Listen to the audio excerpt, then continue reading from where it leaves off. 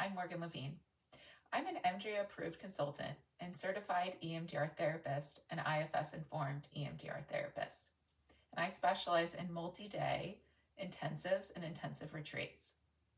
So this video is going to be about why multi-day trauma therapy works better than weekly sessions.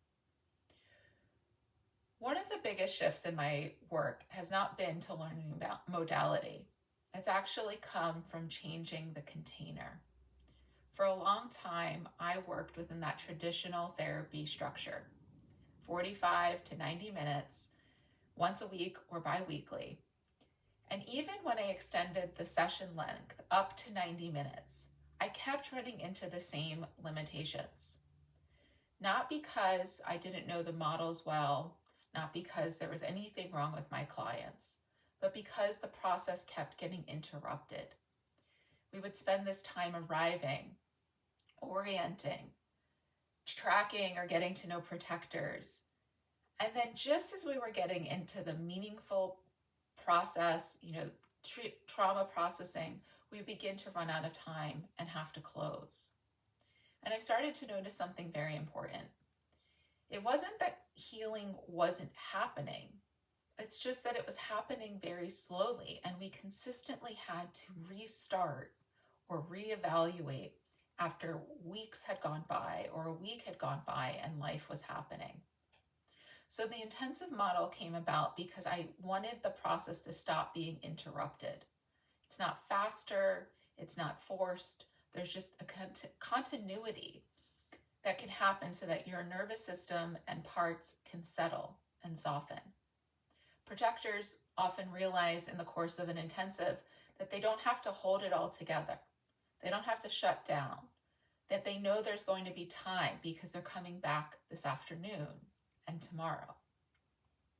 I use an IFS-informed EMDR model that intentionally integrates EMDR within a continuous relational container of IFS and access to self-energy. That means I'm doing EMDR and IFS moment to moment, tracking parts, tracking nervous systems, and always staying with the relationship of my client and the relationship of their parts. What I've learned is that structure matters. My intensives have anchor points. There's an intake and preparation to establish safety. There's support integration and planning to make sure that stabilization and the threads that we have addressed during our intensive are being pulled forward. I don't see intensives as a complete replacement for ongoing care. I actively collaborate with primary therapists.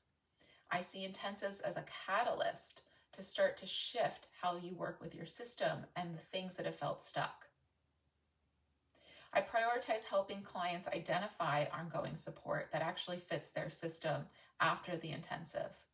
Sometimes that means they continue with me and come back for more intensives. Sometimes it doesn't.